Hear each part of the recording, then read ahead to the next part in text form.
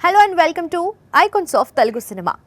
ఇవాంటి మన icons of Telugu సినిమాలో తెలుగు తెర వేల్పు తారక రాముడు ఎన్టీ రామారావు గారి గురించి తెలుసుకుందాం. తెలుగు సినీ వినీలాకాశంలో ఆయన ధృవతార. తెలుగు సినిమాకు తెరవేల్పు. తెలుగు రాజకీయాల్లోనూ ఆయనది సువర్ణాధ్యాయం. విశ్వవిఖ్యాత నట సార్వభౌముడు ఆయనే నందమూరి తారక రామారావు. తెలుగు వాళ్ళు ముద్దుగా పిలుచుకునే ఎన్టీఓడు. రాజకీయాల్లో అన్నగారు తెలుగువాడి ఔన్నత్యాన్ని విశ్వవ్యాప్తం చేసి కోట్ల మంది హృదయాల్లో చెరగని స్థానాన్ని ఏర్పరచుకున్నారు. 4.5 దశాబ్దాల పాటు తెలుగు సినిమాను ఏలిన తిరుగులేని కథానాయకుడు ఎన్టీ రామారావు. 1923 మే 28న కృష్ణా జిల్లా పామర్రు మండలం నిమ్మకూరులో లక్ష్మయ్య వెంకటరామమ్మ దంపతులకు జన్మించారు. విద్యాభ్యాసమంతా విజయవాడ, గుంటూరులో సాగింది. చదువుకునే సమయంలోనే నాటకాలు వేస్తూ నటనలో శిక్షణ పొందారు. ఎన్టీఆర్ తెలుగు, తమిళం, హిందీ భాషల్లో కలిపి దాదాపు 400 చిత్రాలలో నటించారు. పలు చిత్రాలను నిర్మించి మరెన్నో చిత్రాలకు దర్శకత్వం వహించారు. పౌరాణిక, జానపద, సాంఘిక చిత్రాలలో వైవిధ్యభరితమైన పాత్రలెన్నో పోషించి మెప్పించారు.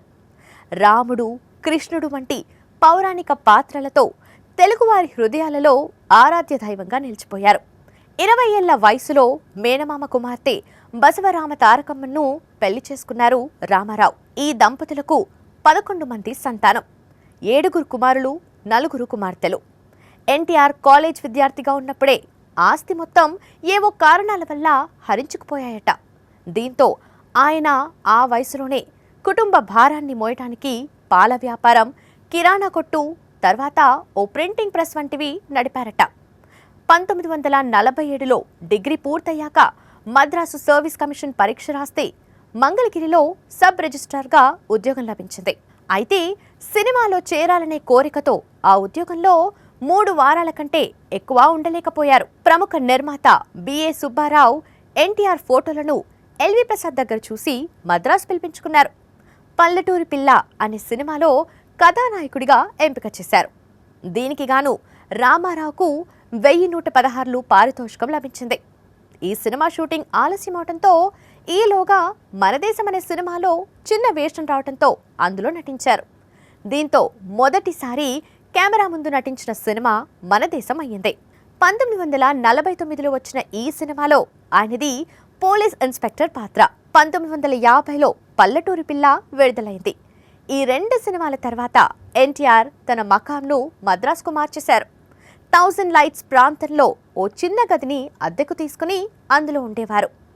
1951లో పాతాళ భైరవి, మల్లీశ్వరి, 1952లో పెళ్లి చేసి చూడు ఎన్టీఆర్కు మంచి పేరును తీసుకొచ్చాయి. ప్రతి సినిమాకు నెలకు 500 రూపాయల జీతం, 5000 పారితోషికం ఇచ్చేవారట. పాతాళ భైరవి ఆ రోజుల్లో 10 కేంద్రాలలో 100 రోజులాడింది.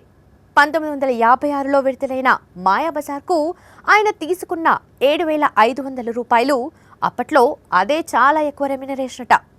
1959లో వచ్చిన భూ కైలాస్లో రావణ బ్రహ్మ పాత్రకు రామారావు ప్రాణ ప్రతిష్ఠ చేశారు.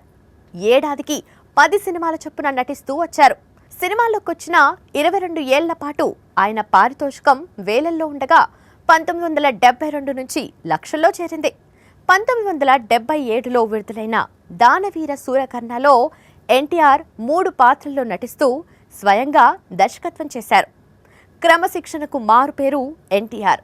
గంభీరమైన తన స్వరాన్ని కాపాడుకోవటం కోసం ప్రతిరోజు మెరీనా బీచ్లో ప్రాక్టీస్ చేసేవారు.